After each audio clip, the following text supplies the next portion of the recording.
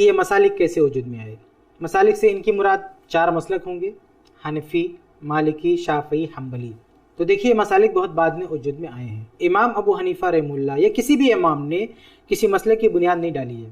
ان لوگوں نے یہ نہیں کہا کہ ہمارے نام سے ایک گروپ بنا لینا، ہماری تقلید کرنا، ایک مذہب بنا لینا، یہ کسی امام نے نہیں کہا ہے۔ یہ تو بعد میں ان کے فالوور، ان کے ماننے والوں نے زبردستی اپنا اپنا مذہب بنا ڈالا ہے۔ تو یہ مذاہب کیسے وجود میں آئے میرے بھائی؟ یہ بعد میں وجود آئے، تعصب کی وجہ سے لوگ ایک ہی امام کو پکڑ کے بیٹھ گئے، تو تعصب میں آ کر، تقلید میں آ کر یہ الگ الگ مذہب بن گئے۔ سوال کا اگلا حصہ ہے مسلک حنفیہ کیسے زیادہ رائج ہوا؟ یہ سوال بہت کیا جاتا ہے، اکثر پوچھا جاتا ہے کہ حنفی مسلک کیسے زیادہ رائج ہو گیا۔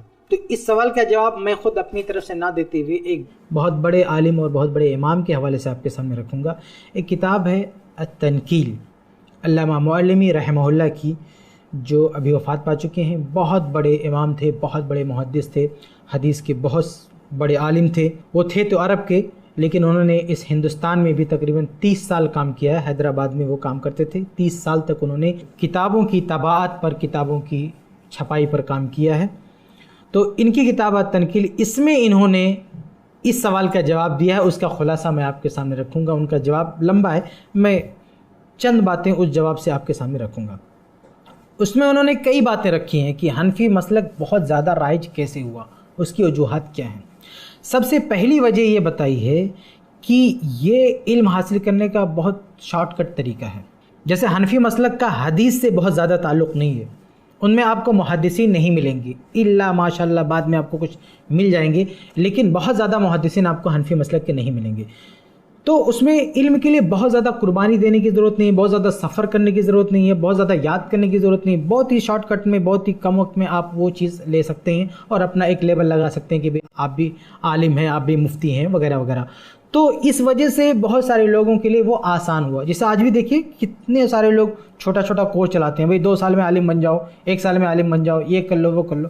تو احناف کے یہاں بہت زیادہ محنت نہیں ہوتی تھی حدیث کے حوالے سے، لیکن آپ دوسرے مسلک والوں کو دیکھیں، دوسرے مذہب والوں کو دیکھیں، ان کے یہاں حدیث کا ایک بہت بڑا مقام تھا، اور ان کے ماننے والے حدیث کے لیے بہت زیادہ محنت کرتے تھے، بہت ساری قربانیاں دیتے تھے، بہت دور دراز کا سفر کرتے تھے۔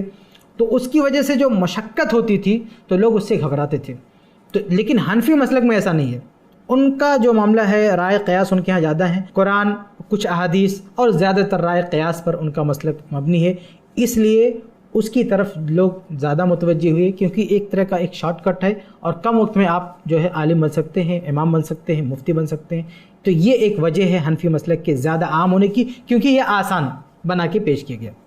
دوسری وجہ علامہ معلمی رحمہ اللہ نے یہ بتائی ہے کہ حنفی مسلک ہی کے قاضی متعین ہوتے تھے۔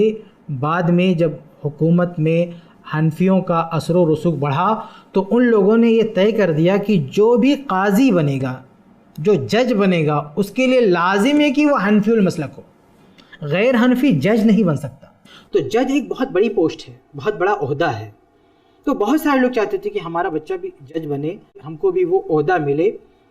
تو وہ ایک بہت عزت اور مقام والا عہدہ تھا، تو اس عہدے کی لالچ میں بھی بہت سارے لوگوں نے حنفی مسلک کو پڑھا، اس میں مہارت حاصل کی اور اس میں آگے بڑھے، اور جب جج بن گئے تو خود بھی انہوں نے اس کو پھیلایا، عام کیا۔ ظاہر ہے کہ جب جج اس مسلک کو فالو کر رہا ہے تو پھر اس کے ٹچ میں جتنے لوگ آئیں گے اور وہ جہاں بھی جائے گا، جس طرح سے بھی بات کرے گا، اس مسلک کو فروغ دے گا۔ تو یہ دوسری وجہ ہے حنفی مسلک کے بہت زیادہ رائج ہونے کی۔ تیسری وجہ جو علامہ معلمی رحمہ اللہ نے بتائی ہے وہ یہ کہ جبر، زبردستی، جب حکومت میں بہت سارے حنفیوں کو اثر و رسوخ ملا تو انہوں نے زور زبردستی لوگوں کو حنفی بنایا۔ امام احمد بن حنبل رحمہ اللہ کو کتنے کوڑے مارے گئے، تاریخ میں آپ کو یہ بھی ملے گا کہ باقاعدہ کئی جگہوں پر تو لڑائیاں تک ہو گئی ہیں، مار پیٹ تک کی نوبت آ گئی ہے۔ یہ بھی ایک وجہ ہے، یعنی حکومت کا پاور، حکومتی عہدوں کا استعمال، یہ بھی ایک وجہ ہے جس کی وجہ سے یہ مسلک بہت آگے بڑھا۔ اور چوتھی وجہ جو حنفی مسلک کے رائج ہونے کی ہے وہ یہ کہ اس مسلک میں، اس فقہ میں گنجائش بہت زیادہ ہے۔ گنجائش یعنی آپ نے کوئی جرم کیا، کوئی پاپ کیا تو اور مسالک میں آپ بچ نہیں پائیں گے۔ آپ نے چوری کیا، آپ کا ہاتھ کٹنا ہے، آپ نے زنا کیا، آپ کو رجم ہونا ہے، آپ نے کوئی بھی غلط کام کیا اور اس کی کوئی سزا طے ہے تو آپ اس سے بچ نہیں سکتے۔ لیکن حنفی مسلک میں بہت سارے لوگوں نے بچاؤ کے راستے دیے، کہ آپ اس طرح سے چوری کریں گے تو آپ کو ہاتھ نہیں کٹے گا، آپ نے اس طرح سے زنا کیا تو آپ کو جو ہے رجم نہیں کیا جائے گا۔ اسی طرح سے عبادت سے بھی بھاگنے کے راستے دیے گئے، جیسے زکوٰۃ ہے۔ اب کسی بھی مسلک میں آپ جائیں گے آپ کو زکوٰۃ دینا ہے جو آپ پر فرض ہے، لیکن حنفی مسلک میں آپ دیکھیں گے تو ہیلا ہے، یعنی اگر آپ زکوٰۃ نہیں دینا چاہتے تو آپ کو ایک راستہ دیا گیا کہ آپ اس طرح کرو، اپنا سارا مال کسی کو ہیبہ کر دو سال گزرنے سے پہلے، اور بعد میں جو ہے واپس لے لو تو آپ زکوٰۃ سے بچ جاؤ گے، کیونکہ جو ہے سال گزرا ہی نہیں۔ تو ایسی بہت ساری چیزیں ہیں حنفی مسلک میں کہ آدمی نے دیکھا کہ اس میں تو ہم جرم کر کے بھی بچ سکتے ہیں، اور دوسرا ہم بہت ساری عبادتوں سے بھی بھاگ سکتے ہیں۔ تو یہ عبادتوں سے فرار کا راستہ اور جرم سے بچاؤ کا راستہ جتنا حنفی مسلک میں لوگوں کو دکھا وہ دوسرے مسالک میں نہیں دکھا۔ تو آدمیوں میں اچھے لوگوں کی تعداد بہت کم ہوتی ہے، خود قرآن نے کہا ہے کہ میرے جو اچھے بندے وہ کم ہیں، گنہگاروں کی تعداد زیادہ ہوتی ہے۔ تو ظاہر سی بات ہے کہ اچھائیوں کی طرف لپکنا، اچھائیوں کی طرف جانا یہ آسان نہیں ہوتا، بہت مشکل ہوتا ہے، لیکن برائیوں کی طرف جانا یہ آسان ہوتا ہے۔ اس لیے ان لوگوں نے اس کی طرف زیادہ رخ کیا، یہ بھی ایک وجہ ہے حنفی مسلک کے عام ہونے کی۔ اور آگے بڑھتے ہیں، ایک اور وجہ حنفی مسلک کے عام ہونے کی یہ ہے کہ اس مسلک کی بنیاد سب سے زیادہ جھوٹی احادیث پر ہے۔ آپ چاروں مسلک بلکہ جتنے بھی مسالک آپ دیکھ لیں، جتنی زیادہ جھوٹی حدیثیں فقہ حنفی میں ہیں اتنی زیادہ جھوٹی حدیثیں کسی بھی مسلک والوں کے پاس نہیں ہیں۔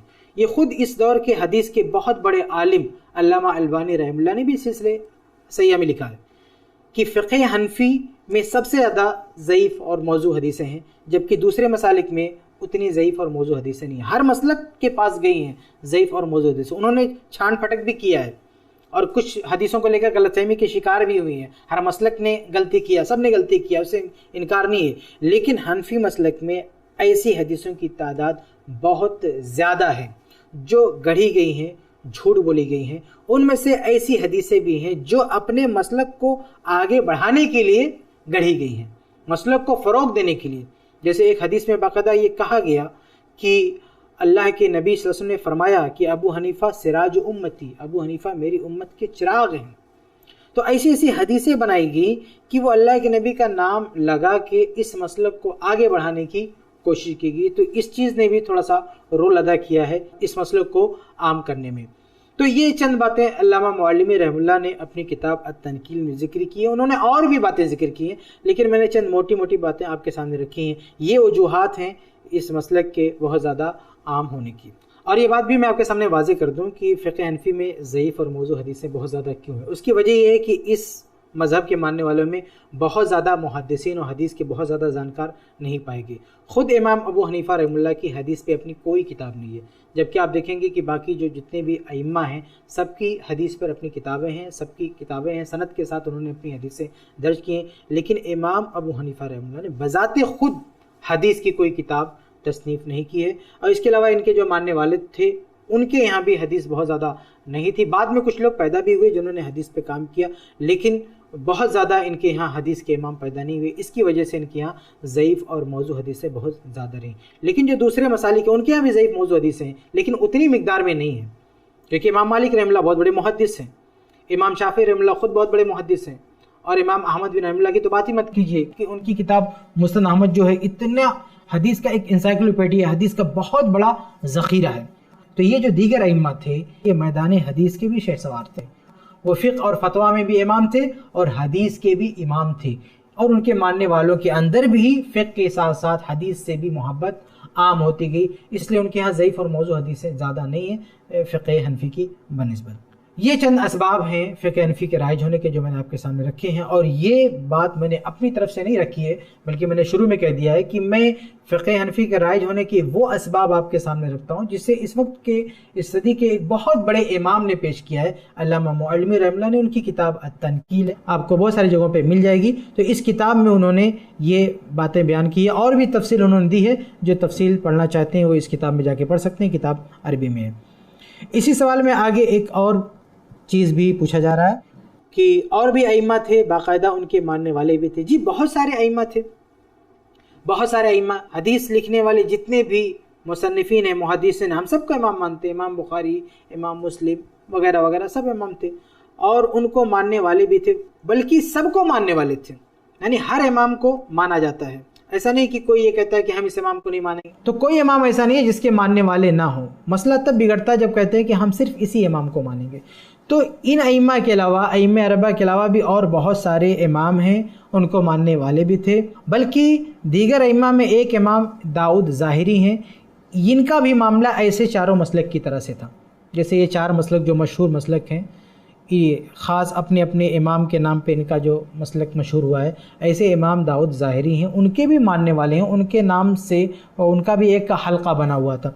تو اور بھی اس کے علاوہ بھی اور جو دیگر ائمہ ہیں ان کے بھی ماننے والے ہیں، لیکن ان لوگوں نے اپنے امام کا نام لے کر کوئی گروپ نہیں بنایا، کوئی ایسی گروپ بندی نہیں کی ہے، کوئی ایسا خاص محدود مسلک مذہب نہیں بنایا، اور دیگر ناموں پہ کوئی مسلک نہیں، کوئی مذہب نہیں۔ اس کا مطلب نہیں کہ اور امام پیدا ہی نہیں ہوئے، امام بہت پیدا ہوئے، لیکن ان کے شاگردوں نے ان کے نام کا کوئی مسلک نہیں بنایا، یہ بات ہے۔